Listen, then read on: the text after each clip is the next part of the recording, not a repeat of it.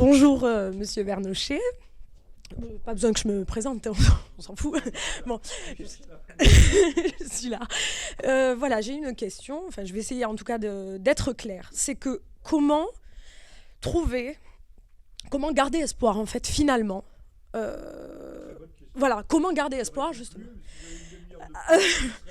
Vous voyez, je vais vous donner l'occasion justement d'essayer de trouver le moyen de garder espoir. Parce que effectivement, on est face à un mouvement qui est très fort, qui, vous disiez, donc exceptionnel, mais qui tout de même, enfin en tout cas j'ai l'impression, au sein même du mouvement, il y a énormément de dissensions, de divergences.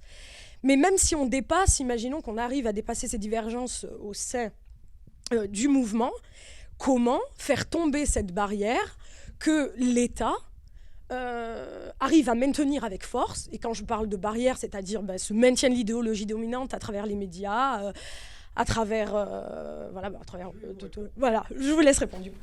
Je pense une chose, première parole d'espoir, mais la question est excellente. Première réponse, je pense que l'État va tomber de lui-même. Il est pourri. L'arbre est pourri. S'il n'y avait pas la puissance médiatique qui a fait élire M. Macron, qui a permis son élection, M. Macron, n'oubliez pas, ne représente, à part la coalition de gens qui se sont agglomérés autour de lui, il représente, au deuxième tour des élections, 11 à 12% des inscrits. Nous sommes depuis 40 ans gouvernés par des minorités qui se coalisent, qui font des alliances. Comme on a un système à 2 tours, en Angleterre, c'est système uninominal à 1 tour. Donc c'est le premier qui a gagné qui l'emporte, si je puis dire, de façon redondante. Donc l'État est moribond. Mais il y a l'illusion. M. Macron est un beau parleur, c'est un très bon bonimenteur, c'est un commercial. Mais je crois, regardez, faites la liste, j'en parle un peu dans mes livres, mais c'est pas actualisé, le nombre de gens qui ont quitté l'Élysée. Le dernier en date, il n'est pas parti volontairement, mais c'est parce qu'il avait des casseroles aux fesses, des grosses casseroles. Monsieur Macron est un homme de plus en plus isolé. Avant de trouver M. Castaner pour l'intérieur, M. Castaner, qui je crois c'était à Nice, était un joueur professionnel. C'était à Nice, non ? Non, monsieur dit non. Pardon ? Bon, si je me trompe, je peux dire, je peux dire une bêtise, hein, ça m'arrive aussi. Je l'ai accompagné à une porte quand j'étais videur dans une boîte. Ah bon ? Vous nous direz ça, moi ça m'intéresse, vous viendrez me le dire après. Et donc, monsieur Castaner, pour remplacer monsieur Collomb, il y a eu trois semaines de vide. C'est-à-dire qu'on ne trouvait personne. Monsieur Collomb qui est parti en disant avant nous étions en parlant des communautés puisque la France se communautarise disant avant nous étions côte à côte, c'est-à-dire qu'on se mêlait pas forcément, mais maintenant on va être face à face. Alors j'espère que monsieur Collomb a raison, et la vocation d'ailleurs d'égalité et réconciliation, c'est d'empêcher de contrecarrer les actions de tous ceux qui voudraient nous pousser à la guerre civile. Alors, premier élément de réponse et d'espoir, je ne vais pas vous faire de la métaphysique en disant que le désespoir est le péché suprême. Si vous n'espérez pas, c'est un péché contre l'espérance, c'est-à-dire contre la foi. Donc ça veut dire que vous êtes un homme sans foi. Et c'est pas parce qu'on espère qu'on arrête de marcher. Hein. L'homme, pour le philosophe Kant, il y a 2 impératifs. L'impératif hypothétique, il faut faire ci, il faut faire ça, et l'impératif catégorique, je dois. Bon, moi je me pose pas la question, ça m'amuse. Je suis très heureux d'être là, mais ça m'amusait pas du tout de venir à Toulouse. Je suis fatigué, je suis vieux, j'ai mal ici, j'ai mal là, j'ai des insomnies. Ce matin, vous voyez, je vous ai parlé, mais je me suis réveillé à 4 heures. C'est pas bien. Et j'ai oublié de prendre de la vitamine C. Et donc, ne pas désespérer, faire son devoir, faire notre devoir d'homme. Alors, je sais pas, on peut faire son devoir sans espérer aboutir. Hein, on se pose pas la question, mais on passe le relais. Il y a ceux qui viendront après nous, et vous faites partie de ceux qui viennent après ma génération, hein, qui est une génération de vieux schnock. Alors, également, il faut pas croire, mais je pense que pour l'instant, si les Gilets jaunes, et ce que je vous dis est important, n'est qu'une révolte, Il y en a qui vont dire une jacquerie. Non, c'est pas une jacquerie, on ne brûle pas les châteaux, pas encore. Ou en tout cas une fronde. Je vous renvoie à Wikipédia, savoir ce qu'était la fronde au XVIIe siècle. Du temps de la jeunesse de Louis XIV a été marquée par les frondes des grands. L'unification de la France s'est faite véritablement sous Louis XIII et Richelieu. Elle a été commencée avec Louis XI, évidemment. Mais il y avait encore les grands, il y avait une dispute des pouvoirs. Le pouvoir était morcelé. Et l'unification sous ce qu'on a appelé la monarchie absolue, qui est un mot idiot, le monarque Louis XIV avait 1 million de fois moins de pouvoir qu'il en avait M. Hollande. Il ne peut pas déclencher le feu nucléaire, il ne peut pas mobiliser la France entière. On avait des armées qui étaient des armées de mercenaires. Donc, on ne prélevait au mieux qu'une dîme. Il y avait d'autres impôts, mais c'était la dîme, c'est-à-dire un dixième. Nous, aujourd'hui, on paye 47% exactement, 47% de nos revenus passent dans les caisses de l'État. Mais l'ancien régime était une chose totalement atroce. Vous savez comme moi que quand on a pénétré dans la Bastille, il y avait 3 ou 4 prisonniers. Bon, passons, et on parlait des lettres de cachet, mais aujourd'hui, il y a des tas de gens qui sont poursuivis. Il y a des gens qui n'ont... il y a un homme qui s'appelle... alors, on est d'accord ou pas d'accord avec lui, mais la question ne se pose pas. Vincent Renoir, qui est caché, il n'est pas caché, qui est caché à Londres. Il y a une vieille dame, Madame Averbeck, elle est en Autriche, je crois, qui est en prison depuis mai 2018. Elle a 91 ans. Tout ça parce qu'elle a eu un mot de trop. Vous voyez quand même, la liberté démocratique, et les vertus démocratiques, c'est quelque chose. Et on nous parle des valeurs. Les valeurs.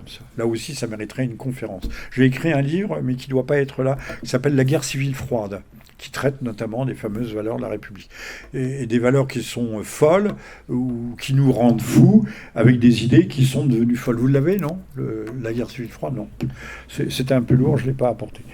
Et donc, je pense que... Alors, je reviens, révolte, révolution. C'est une révolte, ce n'est pas une révolution.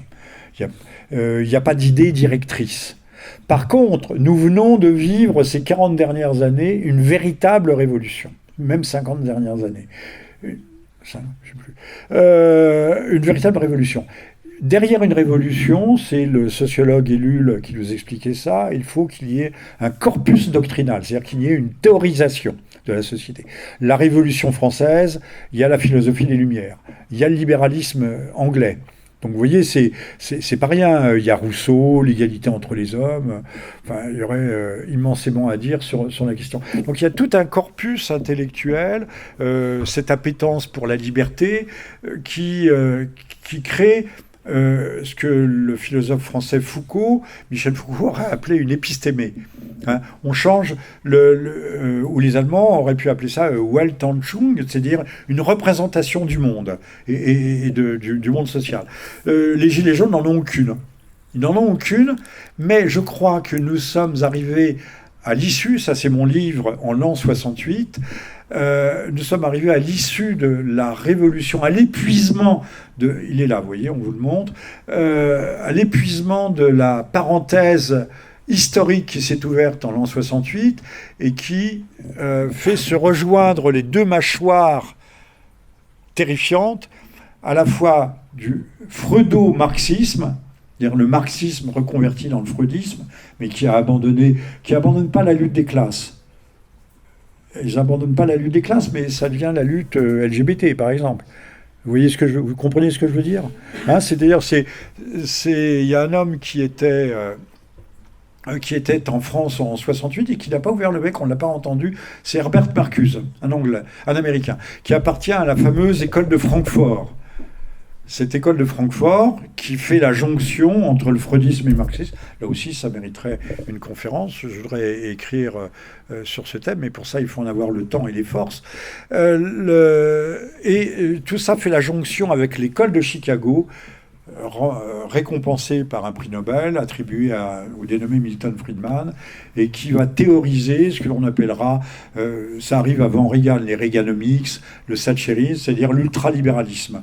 Les forces du marché sont censées s'autoréguler. Mais pour qu'elles soient totalement libres, il faut que nous, il y a un talon de fer sur nous. Vous voyez ce que je veux dire? Il faut qu'en bas, la liberté, elle est pour le sommet, pour les riches, les super riches, pour les flux financiers, et c'est ce que nous venons de vivre.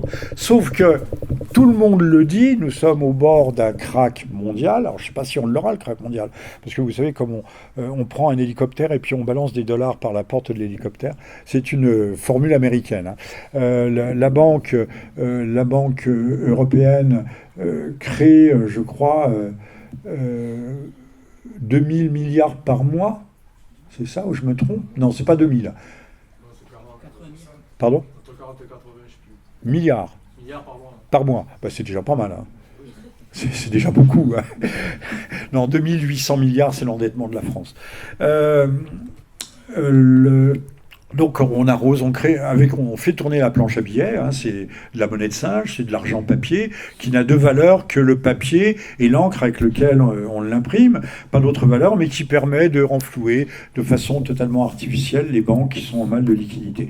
Je ne vais pas vous faire un cours là-dessus, je ne suis pas économiste, même si j'ai quand même de vagues notions. Donc les Gilets jaunes n'ont qu'une théorie, donc ça ne peut pas être pour l'instant une révolution. Mais a contrario, comme j'ai dit, la parenthèse ouverte par mai 68 de l'ultralibéralisme, ça commence sous Carter, hein, pas avec Reagan, mais ça commence sous Carter, de l'ultralibéralisme et ce qu'on a appelé l'idéologie libérale libertaire. Et le libéralisme sociétal, c'est-à-dire aussi la segmentation à l'infini des marchés, on crée des marchés. L'homosexualité est un marché qui se démultiplie, puisque les genres actuellement, c'est plus transgenre, bi, on est à plus de 40 genres différents. Donc imaginez, si vous avez une soirée à faire, c'est compliqué à organiser. Alors ne parlons pas à des menus avec les véganes paraît-il, végans et compagnie, les végétariens, les cachers et tout le reste. Et donc cette parenthèse que j'ai appelée le bal du diable est arrivée à épuisement. Ça ne marche plus. Donc, parole d'espoir, vous voyez, ça ne marche plus. De même qu'il y a eu un effondrement, je vais vous rendre le micro si vous voulez. De même qu'il y a eu un effondrement brutal, mais qui pouvait être prévisible, même si personne ne voulait le prévoir, de l'ex-Union soviétique. Il suffisait de faire rejoindre les courbes. Il y a eu des événements. Il y a eu le national-catholicisme de Karel Wojtyła en Pologne, qui a été une grosse épine, un gros caillou. Il y a eu Tchernobyl, qui a été, on ne nous le dit pas, mais c'est une guerre, c'est 400 000 hommes qui, au total, sont passés dans les décombres de Tchernobyl. 400 000, c'est une guerre. On ne nous le dit pas, on croit que c'est quelques milliers de pompiers, pas du tout, 400 000. On a mobilisé toutes les recrues, alors ils faisaient 24 heures, 36 heures, 40 heures, ils repartaient irradiés, et hop, on faisait venir la fourgonnette suivante. 400 000. Vous pouvez vérifier, c'est peut-être 390 000, hein, vous pouvez vérifier les chiffres. Également, il y a eu l'Afghanistan, merveilleusement monté par les Américains en armant la Légion arabe, Ben Laden, qui était un agent de la CIA, par le truchement, on revient au truchement de tout à l'heure, le truchement de l'ISI, qui est l'intelligence interservice, c'est-à-dire les services spéciaux pakistanais. Donc tout ça, ça fait très, très mal à l'Union soviétique. Et elle s'est effondrée sur elle-même. Et après, les rapaces se sont abattus, et pendant 10 ans, ça a été la misère, le pillage des ressources. Et puis, par la suite est venu un homme qui fait du souverainisme, qui n'a pas trop mal réussi, qui s'appelle Poutine. J'ai regardé les choses de près hein, en Russie, j'y suis allé 3 fois l'an passé, malgré mes cannes et ma marche déficiente. Je peux vous dire que c'est pas si mal que ça. Hein. C'est un pays qui tourne pauvre, c'est un pays pauvre, qui ne fait pas très peur aux États-Unis, ils font pas le poids. Mais par contre, qui, du point de vue armement, sont bien dotés parce qu'ils ont une intelligence technique, ils sont des ingénieurs, des écoles d'ingénieurs, hérités du régime précédent et qui leur permettent d'avoir repris du terrain et même gagné du terrain sur les Américains, sur ce qu'on appelle le technological gap, c'est-à-dire le fossé technique. Jusqu'à présent, les Américains l'emportaient pas seulement par leur puissance de feu, leur puissance économique, mais par... là, je pourrais vous faire aussi une conférence sur la question, parce que c'est intéressant. Donc ça aussi sont il y a quand même un contrepoids eurasiatique. Et je ne suis pas un ami de la Chine populaire, qui est le dernier très très grand pays marxiste-léniniste, c'est-à-dire stalinien, de la planète. Les gens me disent, ben non, c'est pas parce que les Chinois sont partout qu'ils ne sont pas dans un État marxiste-léniniste, avec un parti qui tient quand même les choses de façon un peu serrée. Donc il y a un contrepoids, nous on est entre les deux. Macron... ce n'est pas une conférence sur Macron, c'est un homme qui oscille, qui est incertain, qui est apparemment de moins en moins soutenu d'ailleurs par ceux qui l'ont promu. Donc, ce qui veut dire que Macron pourrait être lâché par les siens. Regardez ce qui est arrivé à Sylvie Goulard, qui prétendait être commissaire européen aux affaires intérieures, au commerce intérieur, et qui a été larguée par les instances européennes. Ce qui veut dire que c'était un sacré camouflet pour Macron. On lui a fichu le feu à sa cathédrale, ce qui est un mauvais signe, mais un signe fort. Il y a des tas de trucs qui ne marchent pas, qui vont en boitant. Macron n'est plus vraiment le maître du jeu. Ah, c'est peut-être mon ami Guy. Ah non. Désolé, on attendait des nouvelles des Champs-Élysées, donc vous n'avez pas le droit de citer à la minute présente, à moins que vous en ayez. Eh bien alors, à plus tard, à tout à l'heure. Pardon. C'est une charmante gilet jaune, mais qui n'est pas sur les Champs-Élysées. Et donc, vous voyez, Macron vient de faire une sortie contre l'OTAN, qui a été très mal perçue, aussi bien par Trump, surtout par Trump, après tout, l'OTAN, c'est l'instrument de l'Amérique, que par Madame Merkel. Macron est isolé. Donc, j'ai des amis simples. Moi, j'aime bien la vie des gens simples. Mon vieux jardinier, en 2000, on avait eu les grandes tempêtes. 2 années de suite, on a eu la tempête de Noël, puis la tempête de juillet 2001. Il m'a dit, Monsieur Vernochet, le temps des catastrophes est arrivé. C'est d'ailleurs le premier chapitre d'un de mes livres sur la fin de l'Europe, qui n'est pas ici, c'est le temps des catastrophes. Et donc les gens simples qui n'ont pas l'esprit encombré avec toutes sortes d'âneries, ont parfois des aperçus, des intuitions, d'instinct. Ils vous donnent le résultat des courses. Et on m'a dit à la campagne, je lui dis, mais alors Macron, si, Macron... Elle me dit, mais qu'est-ce que tu crois, Macron, il n'ira pas jusqu'au bout. Hein. Il faut rendez-vous le 5 décembre. Alors, je vais dire des choses importantes là-dessus que je n'ai pas pu dire tout à l'heure. Le 5 décembre, il y a un appel à la grève générale illimitée. C'est un petit avocat, il n'est pas nantais, non. Le petit avocat qui s'appelle Bolo. Bolo, c'est ça, c'est Bolo. Boulot, pardon. Oh, Boulot. Il avait déjà appelé le 5, pour grève générale pour le 5 février. Ça n'a pas marché. Mais toutes les conditions sont réunies. Alors, il y a quand même, dans le système Gilets jaunes, il y a un coin qui est entré, c'est des gens qui sont moribonds, qui ont la peste et le choléra tout à la fois. C'est la gauche. La gauche est morte. Qui a essayé depuis des mois, qui a vérolé le mouvement des Gilets jaunes en essayant de se réintroduire dedans. On a vu les drapeaux de la CGT, les bannières de la CGT. Ils n'y sont pas vraiment parvenus. Parce que le mouvement, je l'ai dit tout à l'heure, est un mouvement non politisé, à la base. Ce qui fait, c'est ce que je disais aux journalistes russes hier soir, ce qui fait à la fois sa force et sa faiblesse. Le fait qu'il n'ait pas... Alors, les Russes voulaient absolument qu'ils aient une organisation secrète. Il n'y a pas d'organisation secrète. Il y a des organisations décentralisées, ici et là, localement, géographiquement... Mais les gilets jaunes représentent une lame de fond. Ils sont là, ils expriment. Alors voilà ce qu'ils expriment pour moi. J'ai tout à l'heure parlé de l'instinct de conservation. Ils n'ont pas conscience de tous les enjeux. Eux, pour beaucoup d'entre eux, c'était une question existentielle, d'existence. On m'a dit, mais c'est un truc économie. Oui, mais c'est plus que ça. C'est plus... Parce que tout n'est pas dit. Il y a ce qu'on appelle la matière noire, il y a le non-dit. C'est une question de survie pour le peuple français. Le peuple français a bien compris qu'il était à une croisée des chemins. Le mouvement des Gilets jaunes est en cela intéressant, et je m'arrête ici pour ne pas vous lasser, que c'est un mouvement de fond contre la globalisation. Parce que tout le malheur des Français actuellement, c'est le résultat de la globalisation. Les délocalisations en Chine, même si on délocalise plus et même si on relocalise, c'était très bien d'acheter des nippes à 3 francs 6 sous dans les magasins, mais on ne sait pas quoi en faire, d'ailleurs on les jette, on s'aperçoit que c'est pas très bon pour la planète. Alors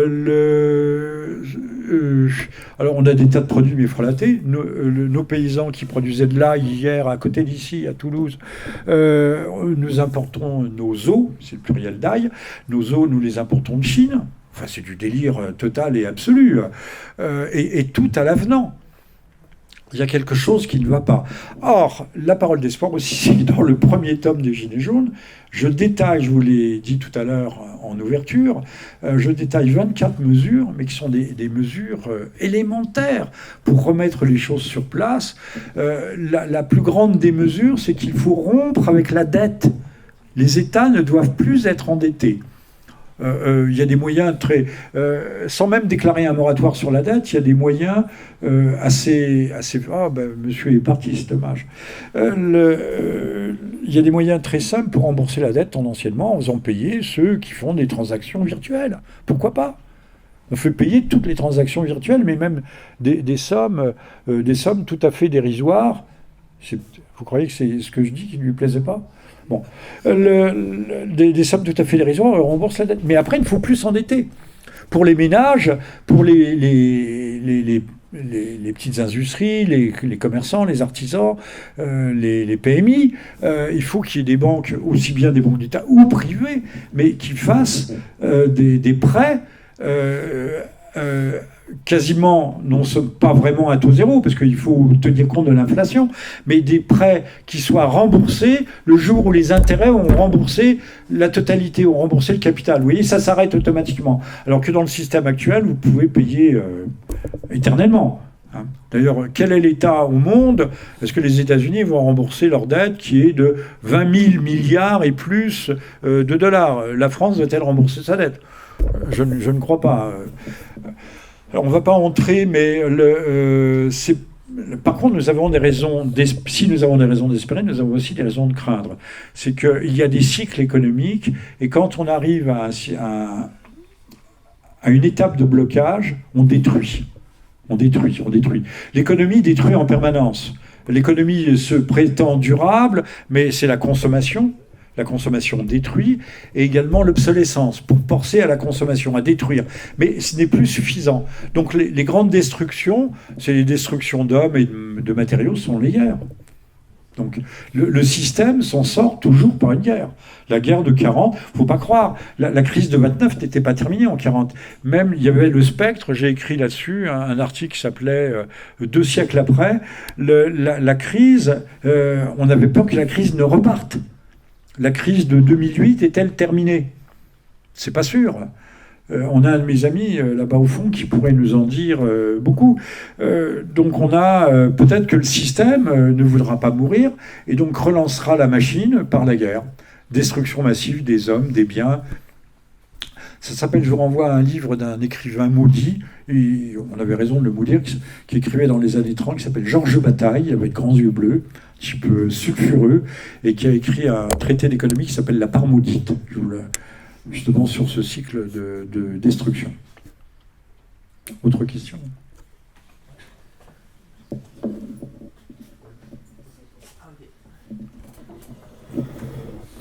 Mille pardons si j'étais un peu long. Merci pour tout ce que vous nous apportez comme information. Et dernièrement, j'ai entendu l'émission, donc le Journal Libre, et c'était sur le thème du capitalisme vert. Et vous avez fait mention de nouvelles technologies par rapport au nucléaire, de possibilités de réutiliser les déchets nucléaires pour recréer de l'énergie, il me semble.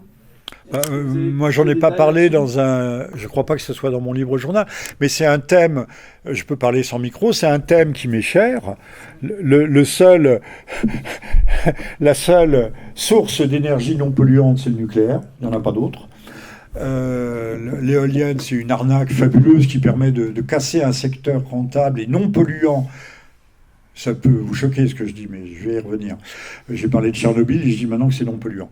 De casser un secteur et d'avoir de nouveaux capitalistes, un nouveau secteur économique, d'enrichir des gens, des intermédiaires.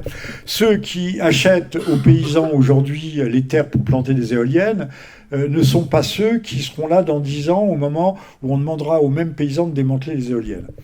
On leur donne aujourd'hui 30 000 euros par mois pour une éolienne. On leur donne une provision de 150 000 pour le démantèlement de 10 ans après, parce que ça veut dire 10 ans, ces bêtises-là. C'est pire que ça, c'est criminel. Et, sauf que le coût, la fourchette moyenne de démantèlement d'une éolienne, c'est entre 400 et 900 000 euros au taux d'aujourd'hui. Et le bloc de béton qui est à la base, qui fait 1000 tonnes, 2000 tonnes, selon la taille. On va faire des éoliennes aussi hautes, paraît-il en mer, aussi haute que la Tour Eiffel. On n'arrête pas le progrès. Lui se dissout parce que le béton, c'est pas éternel. Et donc, tout part dans la nappe phréatique. Donc, nos enfants et nos petits-enfants boiront du macérat de béton. Alors, oui, en un mot, Tchernobyl, accident humain, lors d'une expérience, d'une expérience de test. 3 Mile Island avant Tchernobyl, aux États-Unis, accident humain. Et Fukushima, c'est pas le nucléaire n'est pas en cause. Il y a une vague de 20 mètres de haut qui déferle, qui coupe les circuits électriques, mais le nucléaire n'a pas pété. Si vous y réfléchissez bien. Même j'ai des amis qui étaient contre le nucléaire, ils ont dit depuis Fukushima, nous sommes pour. Parce que ça a montré sa viabilité. Vous avez suivi mon raisonnement ? Alors maintenant, avec l'EPR, les Chinois, sous licence française, ont fabriqué un EPR. C'est donc les réacteurs de 3e et puis ensuite de 4e génération. Les Chinois l'ont fait, mais nous, on n'est pas capable de terminer le nôtre. Alors qu'avec l'EPR, on va pouvoir... Le grand problème du nucléaire, c'était les déchets. Avec l'EPR, on va pouvoir recycler les déchets. C'est ça qui est intéressant. Sachant que les éoliennes ne fournissent de l'électricité qu'à 25 ou 30%. Fonctionne avec un rendement de 25 à 30%, 35% au mieux, et que quand il n'y a pas de vent, qu'elles sont à l'arrêt, alors on les voit tourner, mais c'est de l'électricité nucléaire qui les fait tourner. Ça, on ne vous le dit pas non plus. Alors, nous sommes merveilleusement informés. On ne peut pas être mieux informés que nous ne le sommes. Alors, le PR est au point puisqu'il fonctionne en Chine, mais il ne fonctionne pas en France parce qu'on ne sait plus faire les soudures. C'est énorme. On a perdu notre savoir-faire, mais on va le perdre dans de multiples domaines. Aussi bien d'ailleurs dans le domaine des armements. Enfin, on a encore quelques secteurs. Parce qu'actuellement, il y a une course aux armements qui s'appelle l'hypervélocité. Ça fonctionne avec des statoréacteurs qui s'allument quand on est dans l'espace. Donc les missiles sont emmenés à la limite de l'espace stratosphérique et ils sont allumés par une fusée et après ils s'auto-alimentent. C'est une invention française. Les Russes et les Américains et les Chinois travaillent sur des super statoréacteurs, c'est-à-dire que le Boeing, par exemple, aux États-Unis, travaille sur un missile de croisière qui mettrait 20 minutes pour toucher n'importe quel point de la planète. N'importe quel point. C'est-à-dire, ça fait une courbe parabolique, ça vous retombe dessus, vous avez à peine le temps d'entendre le sifflement, vous êtes déjà complètement transformé en chaleur et lumière. Donc il y a une course terrible actuellement, et les Chinois vont vite. Ça, c'est la réalité. C'est la réalité dont personne ne vous parle jamais, ou de façon totalement anecdotique ou marginale. Donc, les raisons d'espérer, ça c'est une raison de désespérer par contre, l'hypervélocité. Et donc la perspective éventuellement d'une guerre où on fera une destruction massive de tous les biens et des populations pour pouvoir repartir, non pas tout à fait à zéro, mais repartir, reconstruire, les reconstructions. Quand les Américains, j'arrête ici, font la guerre en février 91, pour libérer soi-disant le Koweït, en fait, j'espère que tout va être à reconstruire et que ça va relancer l'économie américaine. On passe son temps à essayer de relancer de doper, les Français n'ont rien eu à cette époque-là, de relancer l'économie, mais ça ne marche pas. Donc l'économie, elle avance en boitant. Elle avance. Je ne sais pas si elle peut avancer autrement qu'en boitant. Autre question ? Je sais pas, j'ai peut-être pas totalement répondu, mais il y a des raisons d'espérer. Le système se porte mal. J'aimerais juste ajouter un truc, c'est que justement, ils arrivent toujours à retomber sur leurs pattes. Et c'est là le problème, en fait. C'est que malgré le fait que vous disiez l'État périt, l'économie, on tâtonne, mais ils arrivent toujours à trouver le moyen... Il y a quand même un mal profond qui vient du fond des âges, qui marchait d'ailleurs avec l'esclavagisme. Et nous sommes, ceux qui travaillent dur sont des esclaves modernes. C'est l'usure, c'est-à-dire le prêt à intérêt, qui à certaines époques montait à 40%. Donc les gens qui payaient pas les intérêts, je vous renvoie au Marchand de Venise de Shakespeare avec Shylock qui demande sa livre de chair. Donc on pouvait tomber en esclavage pour dette. Et ça existe toujours en Asie d'ailleurs. On fait venir des ouvriers chinois, enfin de la main-d'œuvre chinoise, et ils doivent payer leur passeport, les transferts. On leur confisque leur papier d'identité et ils travaillent dans des ateliers clandestins à faire des nems, à rouler des nems comme ça, au milieu des déchets. Non, supprimons une fois pour toutes ce que préconisait d'ailleurs l'Église catholique. L'Église, la chrétienté et l'islam. Supprimons le prêt à intérêt. Supprimons le prêt à intérêt, vous verrez, le monde se portera mieux. Et en supprimant on supprimera aussi les groupes de pression, j'ose pas dire les minorités proactives, qui vivent de ça. Qui d'ailleurs n'ont pas de couleur ethnique. Hein. Tout le monde s'entend pour ça. Monsieur ? Faites attention, on va vous faire un tour de décapotable à Dallas. Ah.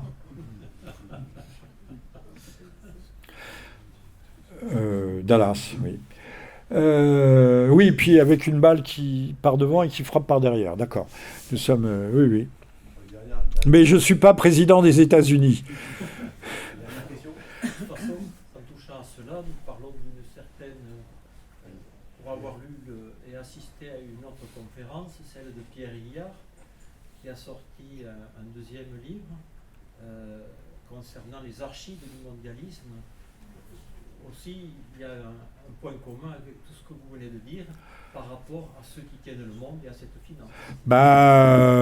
Pardon. Les oligarchies nous dominent. Étienne Chouard, Gilets jaunes, s'est bien fait atomiser là-dessus.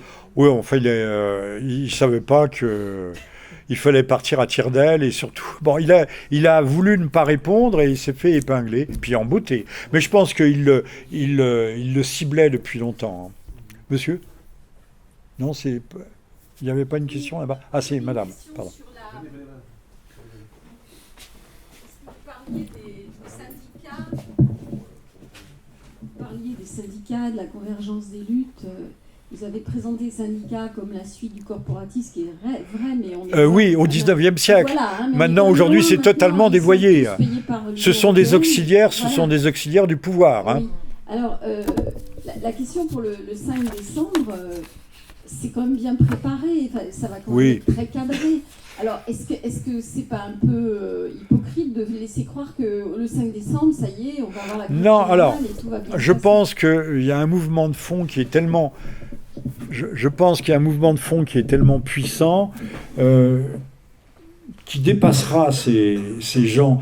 Je devais donner une conférence, la seule à laquelle on m'a invité, Gilets jaunes, avec la petite Priscilla Ludowski, et un collectif de juristes qui s'appelle les Robes Noires. C'était Gilets jaunes et Robes Noires. C'est quand même 120 avocats qui, pendant toute la crise, ont défendu gratis pro deo, c'est-à-dire bénévolement, les Gilets jaunes. Les Antifas ont dit que si je participais, avec mon premier livre, casserait tout, que mettrait à feu et à sang. Et un des responsables, non pas des Antifas, mais des organisateurs, m'a appelé pour me dire qu'il en était à quel point il regrettait, il en était désolé. Et il m'a dit, mais c'est la CGT qui a demandé aux Antifas. Donc vous voyez la collusion, la CGT. Pour le pouvoir, La CGT, la CFDT, FO sont un moyen de reprendre le contrôle sur le mécontentement populaire profond. Vous voyez ma thèse, mais je pense que c'est une thèse qui est appuyée. Ça montre bien d'ailleurs, l'anecdote que je viens de vous donner montre bien la collusion qui existe entre la CGT et les antifas. Alors qu'en mai 68, la CGT, le Parti communiste existant encore, faisait la chasse à coups de barre de fer à tout ce qui était trotskiste. Il y avait une concurrence terrible. C'était mais le Parti communiste s'est converti au LGBTisme, s'est converti à tout. Le Parti communiste, qui n'existe plus, comme le Parti socialiste, vous allez le voir au municipal, la jonction faite entre les socialistes, enfin ce qu'il en reste, et le macronisme. Je ne parle pas des bourgeois catholiques du 16e arrondissement et de Neuilly qui ont tous voté Macron. On ne parle pas de ceux-là, on les laisse de côté, on les oublie. Mais on voit bien que tout ce qui était appareil socialiste, moyen de contrôler le monde du travail, je ne dis pas la classe ouvrière, mais le monde du travail. On sait que la CGT, les adhérents, les militants, sont passés au Rassemblement national depuis longtemps. À la RATP, il y avait 60% de CGTistes qui votaient Front National. Je dis un chiffre comme ça, c'est un ordre de grandeur. Donc aujourd'hui, ces mouvements de gauche et ces syndicats ne défendent plus les classes laborieuses, ne défendent plus le monde du travail, ne défendent plus les intérêts comme avait pu le faire dans les années 80 Georges Marchais, le dernier secrétaire présentable, même s'il avait fait le STO, si ceux qui ne savent pas ce que le STO, ils demanderont, qui avait fait le STO, mais qui défendait encore aussi bien la classe ouvrière, aussi bien immigrés, mais il défendait les immigrés, il ne défendait pas la politique d'immigration, ce qui était totalement différent. Voilà, donc je crois que les choses sont claires. Ces gens ont fait de l'entrisme au cours des derniers mois, au printemps. La CGT, on a vu les drapeaux apparaître, ils ont noyauté, le mouvement a été corrompu. C'est pourquoi il a disparu. Mais il a disparu comme les fleuves du Botswana ou comme la Loire, de temps en temps, disparaît sous le sable. Hein, au Botswana, les fleuves continuent à couler sous la terre. Est-ce qu'on n'est pas face à une situation où là, on peut se dire que la solution politique, au sens propre du terme, elle n'existe plus? Alors, vous avez du côté de R un homme qui s'appelle Lucien Cerise, qui lui il croit en Madame Le Pen, il croit dans le Rassemblement national. D'ailleurs, il est allé en Pologne, il est allé aussi visiter des lieux de mémoire. Il a dit, mais je les ai vus, donc ils existent. C'est très bien, on est très content pour lui. Mais moi, je crois, personnellement, vous me demandez, je ne crois pas à la solution institutionnelle. Je crois et j'espère à un effondrement du système, comme ça s'est passé en Allemagne de l'Est au moment de la chute du mur, que le système s'effondre sous la pression. C'est un instrument, un outil conceptuel marxiste, sous la pression de ses propres contradictions. Son incapacité à gérer, à faire le grand écart entre les exigences du mondialisme et les exigences d'un minimum de gestion. Bon, on peut continuer après. Hein. Enfin, merci à vous tous pour la patience, à part 2, 3.